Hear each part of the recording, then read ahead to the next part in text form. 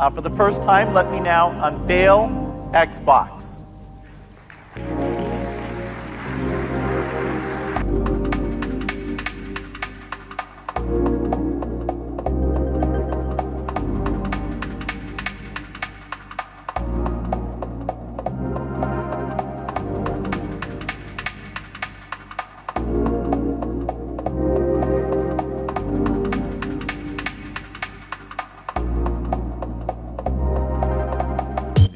Early 2000s were arguably one of the best times for the gaming industry. Grand Theft Auto was becoming a household name, JRPGs were entering its golden era with Final Fantasy, Persona, and Kingdom Hearts. Halo and Call of Duty were looking to be the biggest multiplayer games ever, and a lot of gems like Devil May Cry and Yakuza started off in the 2000s. Alongside this, we had the GameCube, the original Xbox, the DS, the PSP, and the best-selling console of all time, the PS2. Long before the age of DLC or loot boxes, back when you actually had to play the game to unlock new content, and the hidden characters were always those silhouettes. The 6th generation of consoles would be one of the greatest times for games, as during this time gaming was evolving faster than it ever had before. It defined and perfected 3D gaming, alongside having passion and personality with just about every single title. All sorts of stuff was being released at the time, and a lot of it was pretty creative and experimental. Developers were really open to trying new things, and it made everything feel really fresh and new.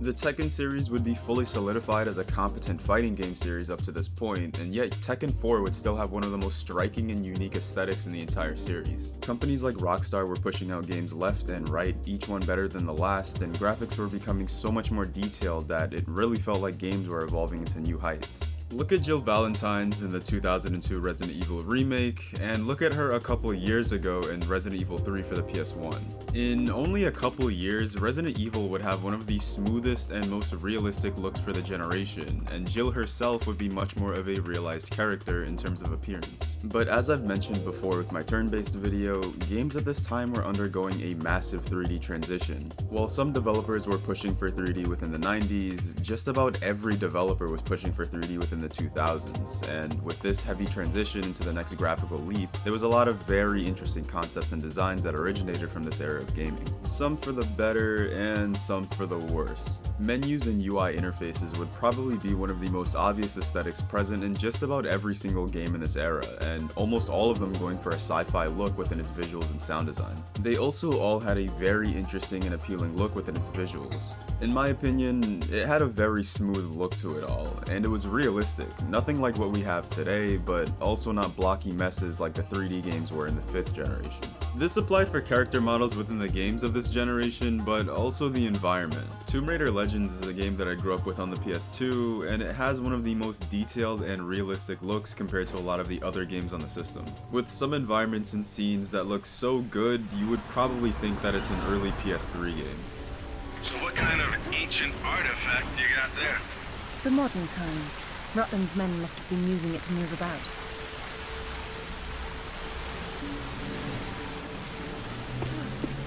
I've seen this before. In my father's sketchbook. He has been here.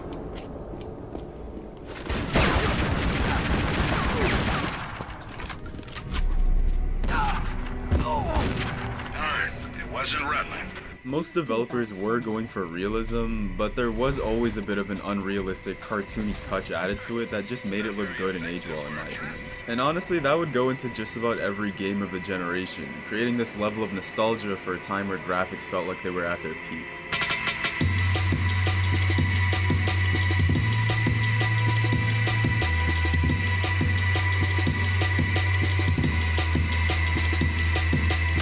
Games looked really good in this generation and had an absurd level of depth and detail while also not being crazy expensive to make. This was around the time where you could have made an easy classic with about 2 to 3 years of development and about $2 million compared to today where it's usually about 5+ years of development and like $50 million due to how expensive games are to make. I realized this in games like Devil May Cry, Metal Gear Solid, and Final Fantasy X where they look extremely stunning for their era but didn't cost millions of dollars like they probably would today. Final Fantasy Fantasy X did cost quite a bit to make actually, since it was technically a AAA game, but nothing compared to the budgets that they have today. I kinda see this as a sweet spot for the gaming industry, and I don't think it's something that we're ever gonna have again, especially with the advancements that graphics have undergone in the last 5 years and how Unreal Engine 5 is kinda changing the game. In terms of 3D games, a lot would be thanks to the 5th generation of consoles being the PS1 and Nintendo N64, and with those two consoles being the forefront of mainstream 3D gaming, they were able to experiment and test out a lot of this new technology. The N64 creating Mario 64 and Ocarina of Time was mind-blowing for the time, and of course the PS1's amazing capabilities granted us gems like Final Fantasy VII, the OG Resident Evil trilogy, Gran Turismo, and Pipe Dreams 3D. The only problem with the 3D games within the 5th generation would be that since this was the first time gaming really rose to this level, a lot of these games were doomed with god-awful controls,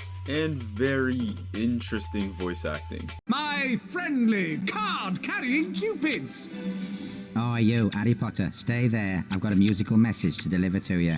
While there are a ton of actual gems here that were amazing, it wasn't until the 6th generation that really shaped 3D games and made everything into the seamless experience. The controls were better because now the system had dual analog sticks.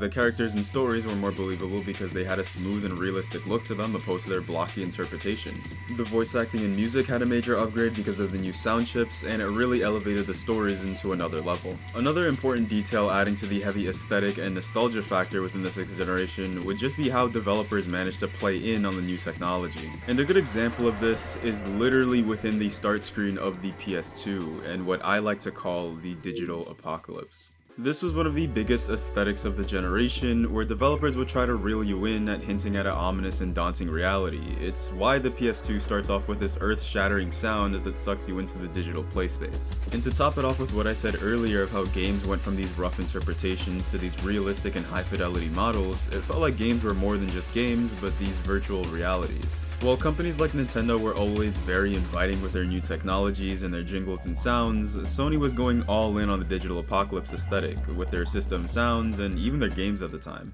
Ridge Racer Type 4 is probably my favorite racing game of all time, and it's an arcade racing game from the PS1 that has one of the best soundtracks I've ever heard. There's a lot of pop, jazz, and drum and bass sounds that gives it so much personality, alongside having an amazing female lead singer for the opening. So why is it that when you open the sequel to it, Ridge Racer 5 for the PS2, you're greeted with this? FM, broadcasting live from Ridge City. This is for all you race fans out there. Here are the Boom Boom satellites coming straight at you with some wicked beats. Check it out now.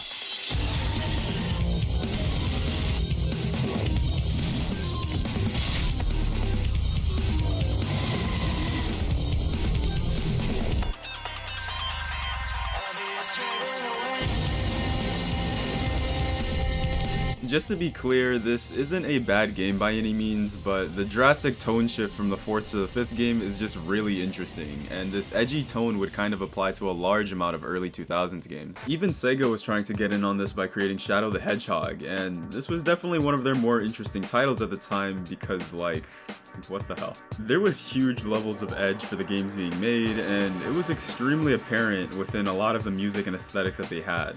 And while I actually still really liked Shadow the Hedgehog for what it was, it definitely had some next level edge even for this generation. While there were of course a lot of lighthearted games, the bigger and more enjoyed games outside of the AAA were games like Devil May Cry, God of War, and Kingdom Hearts. Jak and Daxter, which is a pretty well-known platforming series, even joined in on this during their second entry, which is arguably the best in the series. Jak and Daxter 1 was a very safe and colorful game, and then the sequel comes along and changes the entire mood and atmosphere almost entirely. It's really interesting to see how a lot of the games of this era seem to fall under this aesthetic almost seamlessly. Games were overtly sci-fi, had a bunch of hexagons in their UI, and would have plots dealing with themes of simulation that would usually lead into something along the lines of digital control. The music for the games of this era were also pretty interesting as well. Going with the aesthetic of the digital apocalypse, a lot of the soundtracks for certain games were infusing drum and bass with electrical sounds to create a unique kind of music. Some games even having music that has a computerized feel. There is a song from Yakuza 3 soundtrack that actually embodies this extremely well, and while the game did come out in the later parts of the 2000s on the PS3, Ill Treatment embodies this digital apocalypse vibe extremely well with its rock sounds and how the vocals comes off as distorted and messy. Tekken 4, for example, is literally perfect for this as it has so many moments where their music and sound background sounds like it's breaking up and it's struggling to play at some points.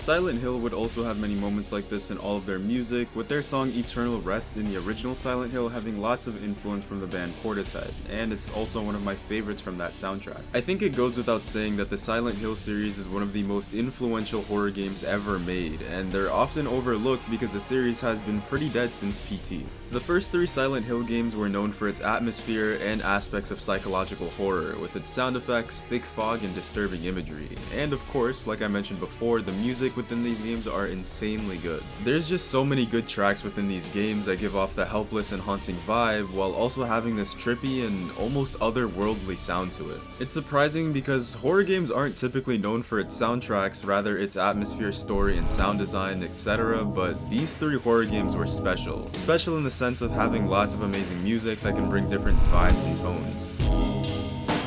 I'm here for you, James. See? I'm real. Don't you want to touch me? I don't know. Come and get me. I can't do anything through these bars.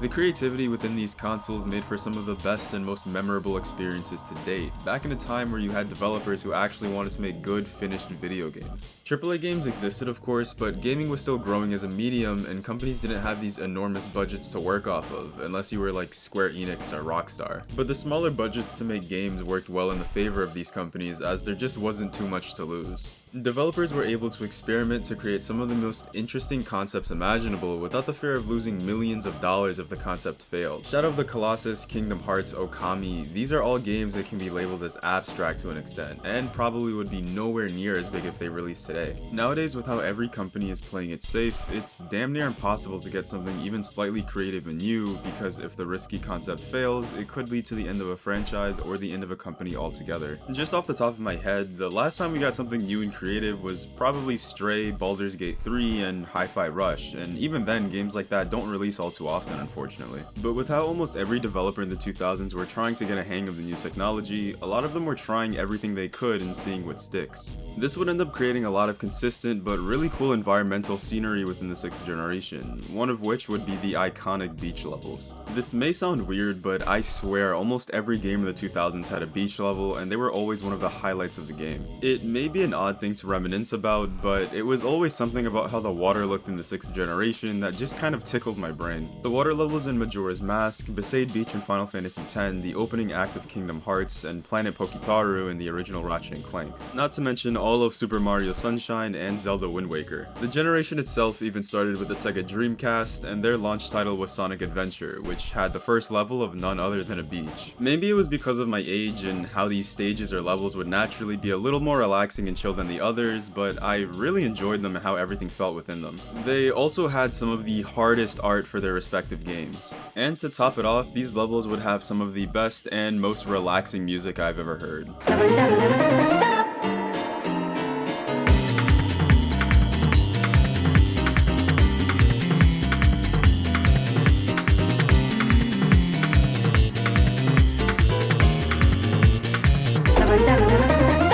Yeah, beach levels kinda peaked in the 6th gen, but outside of the stages or levels, there is one game in particular that released in the year 2000 and completely embodied an early 2000s vibe. From its unique art style to its soundtrack to its gameplay, this is a game that's pretty fondly remembered during the 2000s, and that game would be Jet Set Radio.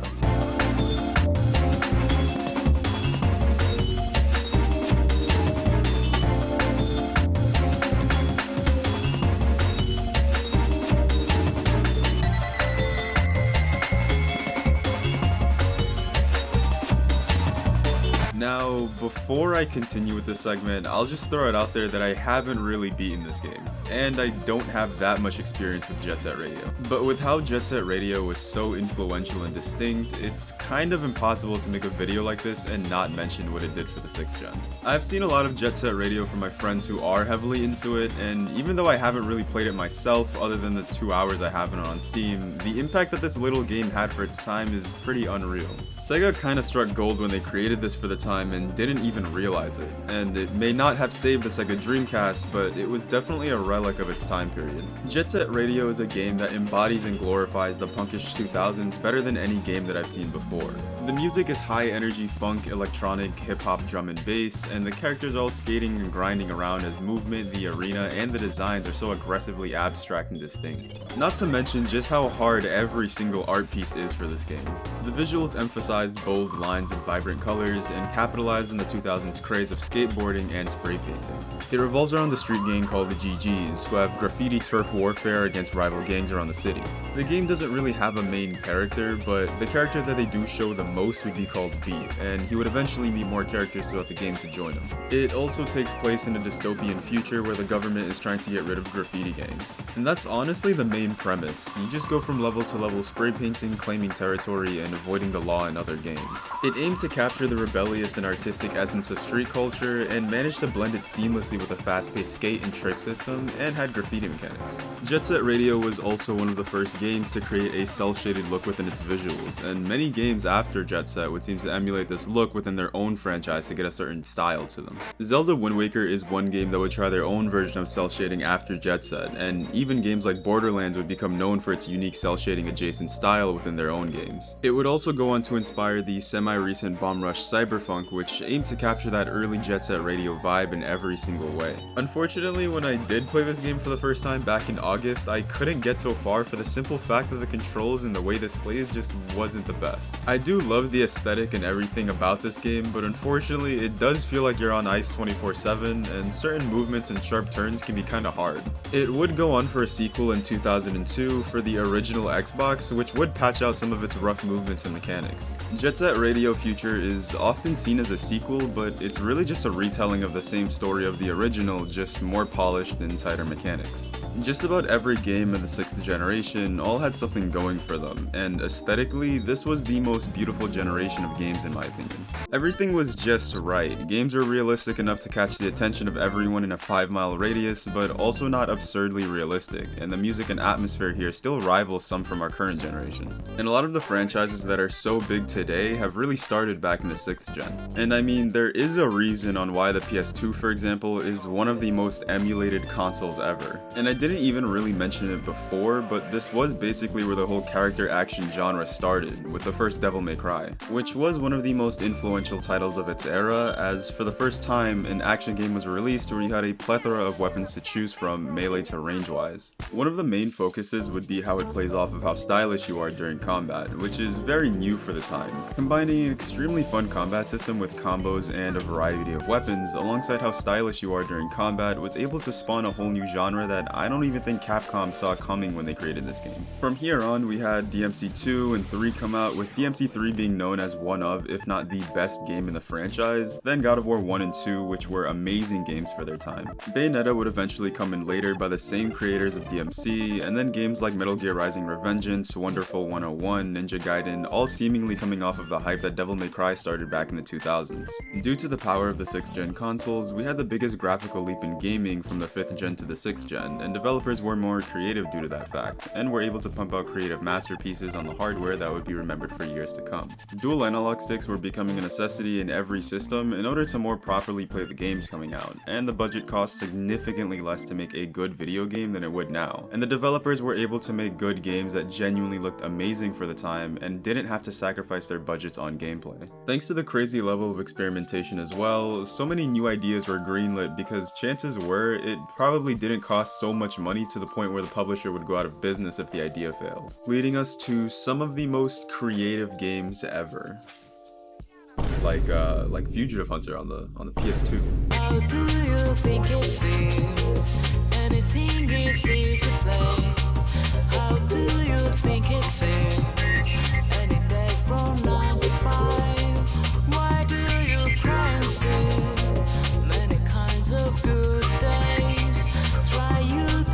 say